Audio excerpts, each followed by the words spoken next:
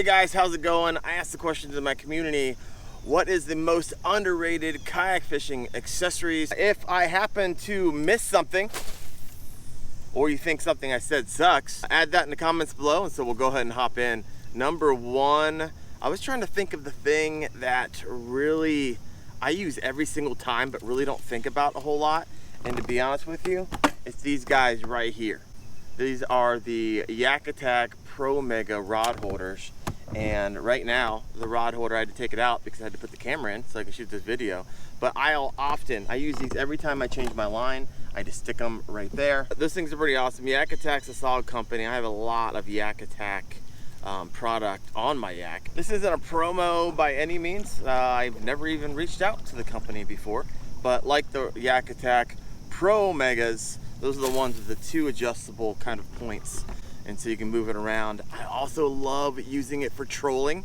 Guys, I catch so many fish trolling. Sometimes I'm just going from, this is a big lake that I'm on right now. If I want to go to the other side of the lake, I'll hook up a couple crankbaits, stick those out on the side of my Yak Attack Pro Mega rod holders, and boom. I'll pick up a lot of crappie, I'll pick up bass every once in a while, depending on what I'm running behind it, pick up a catfish. All right, number two. This one comes from Top Water Wes. He says, a cooler for my beer. One of the most underrated kayak fishing accessories. All right, if you're with Wes, let me know in the comments below. But man, yeah, you guys, you know, a funny thing is I get reached out about every week by a company who wants me to hawk their stuff. You don't see 99.9% of it because most of it's garbage. And I have kind of a rule for my channel. If I don't use the product, I'm not going to put it in any of my videos. So just my little promise to you. All right, moving on, number three. This one's actually, I see a lot of people. I actually see people today. I'm out fishing. It's the beginning of September. It's a really nice morning. And I look around and see some other kayak fishermen, and they don't have fish finders. You know, back in the day, it was cost prohibitive to get one of those things. They're pretty expensive. But now you can get an entry-level fish finder. A Garmin Striker 4 is the ones I recommend for an entry level for like 120 bucks. And the Naqua Pro batteries to kind of power them. So for under $200, you can have yourself a fish finder, which is, you know, obviously great for marking fish. Also great for knowing what depth you're in. I know that mine lets me know how fast I'm going through the water, which is really great to dial in the speed that the fish want whenever I am trolling. And so if you're interested in a fish finder, check that out. I'll put the links in the description below. I also did a install video on that Naqua Power Pro.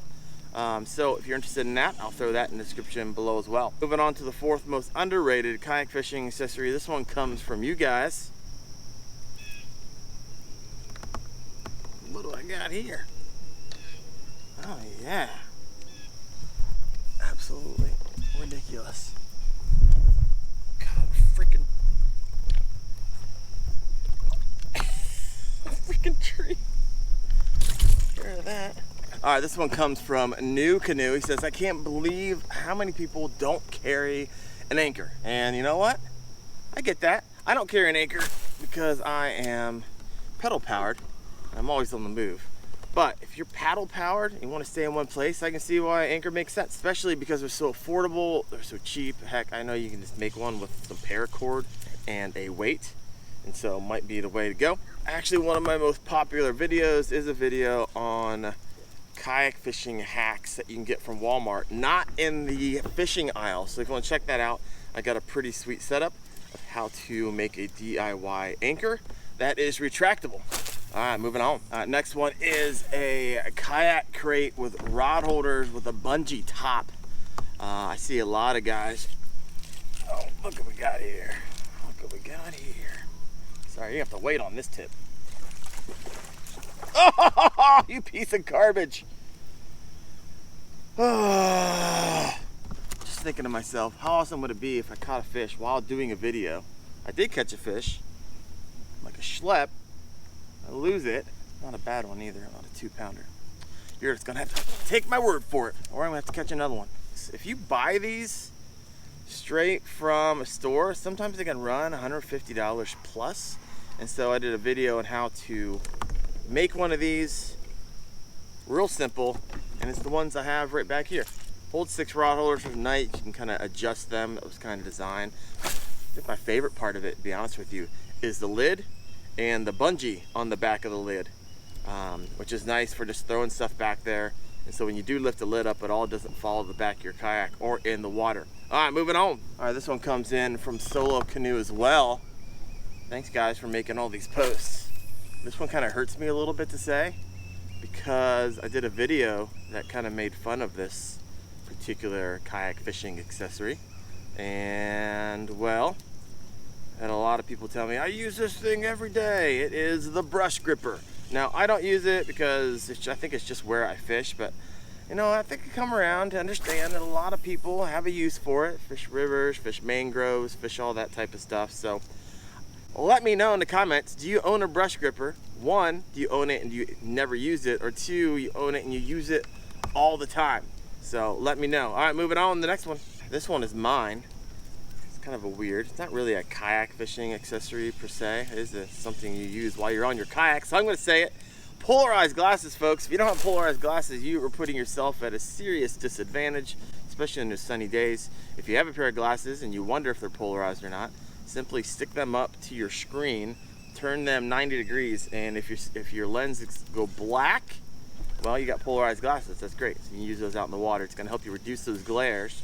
And not only to be able to sight fish, if you're sighting bedfish, but also going to be really good for you to be able just to see underneath the water, see what your structure looks like, see what your weed lines look like, so you actually know where to throw. So polarized glasses make the list.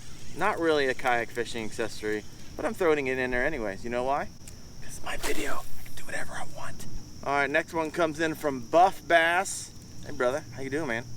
He says he loves his Yak Attack rod holders, which is awesome because I've never seen one before. Actually, I've seen pictures of one before.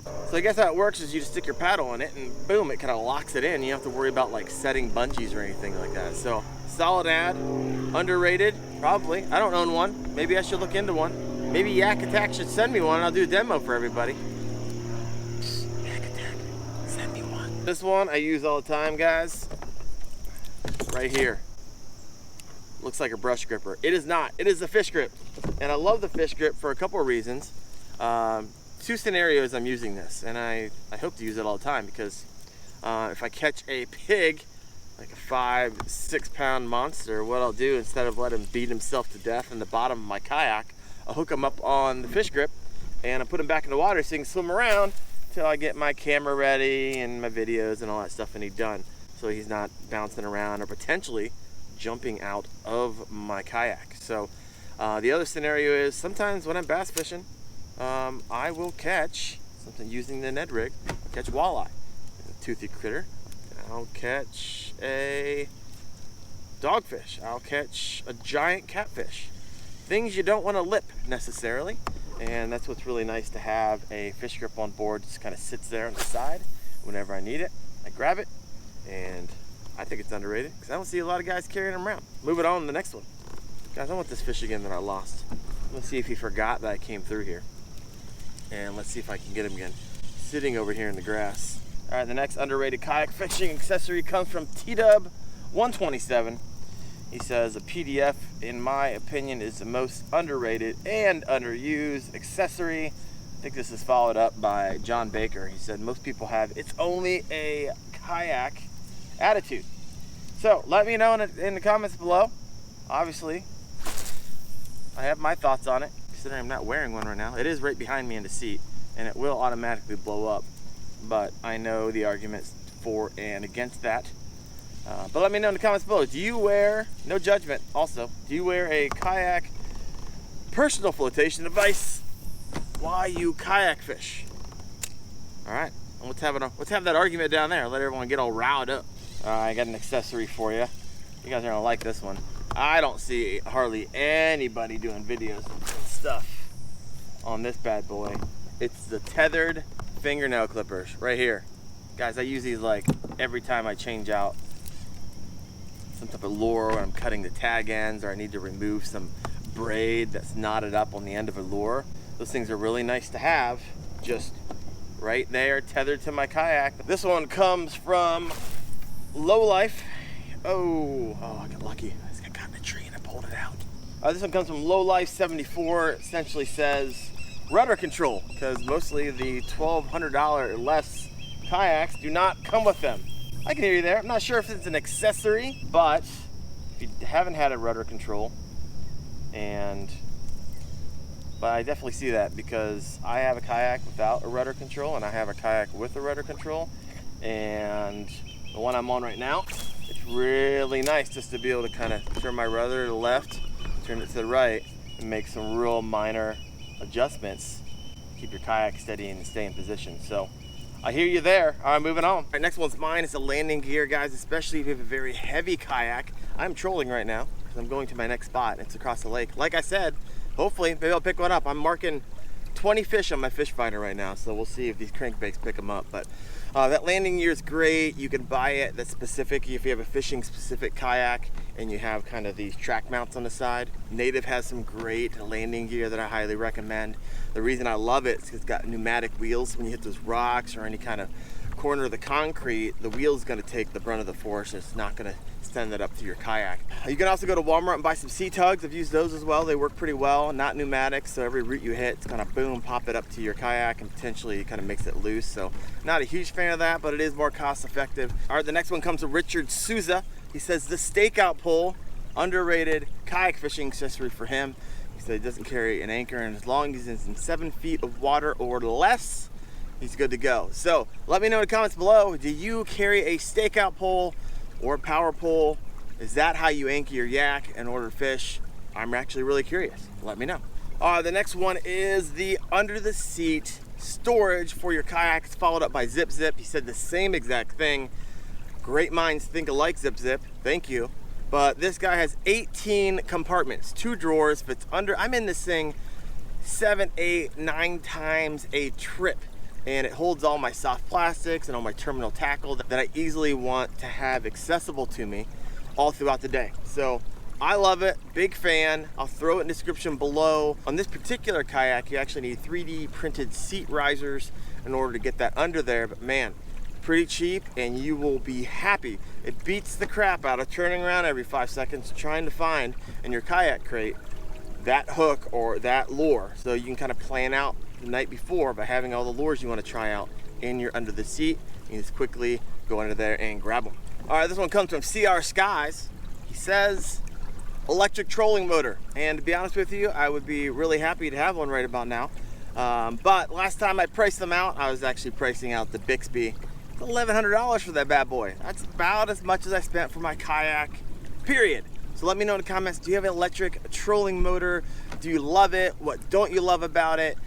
I'm actually really curious because I think I might want one, but I need to do a little research first. We got Gary Louderback saying a good solid fish net or a fish grabber. So we were talking about the fish grabber. Talking about a fish net, I don't actually carry one, but he said it's all fun and games until you have that treble hook that's all mangled in the mouth of that largemouth bass and you actually have to lip it, which I just dealt with yesterday. Got lucky. Didn't hook myself on the lip.